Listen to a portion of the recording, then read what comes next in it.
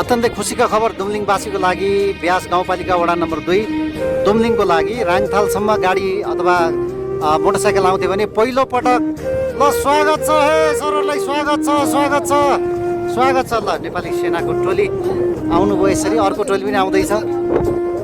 ल कहाँ राङथालबाट हो तपाईँहरू?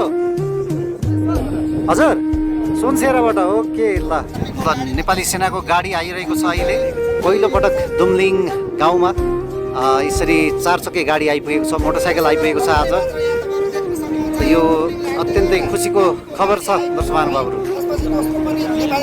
ल स्वागत छ हजुरहरूलाई। ल यता नेपाली सेनाकै गाडी, त्यस पछाडि ढुवानीको गाडीहरू पनि आइरहेको छ निरन्तर। ल स्वागत छ ल पहिलो पटक गाडी आइपुग्यो दुमलिङमा, अत्यन्तै खुसीको खबर। ल वेलकम छ वेलकम। ल अत्यन्तै खुसीको खबर।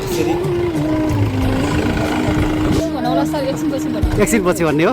ओके ल ओके ल उहाँले गीत पनि भन्नुहुनेछ। यसरी गाडी आइपुग्यो नेपाली सेनाको।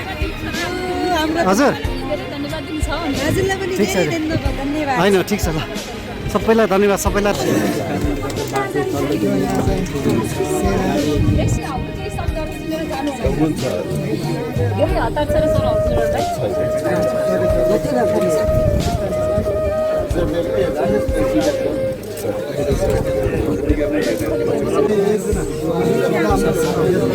ल यहाँ यता श्रमदान अभियानको तर्फबाट पनि खादा लगाएर स्वागत गरिराख्नु भएको छ। स्थानीयवासीहरू एकदमै हर्षित हुनुहुन्छ। यो खुसीको क्षण हो दर्शक महानुभावहरू।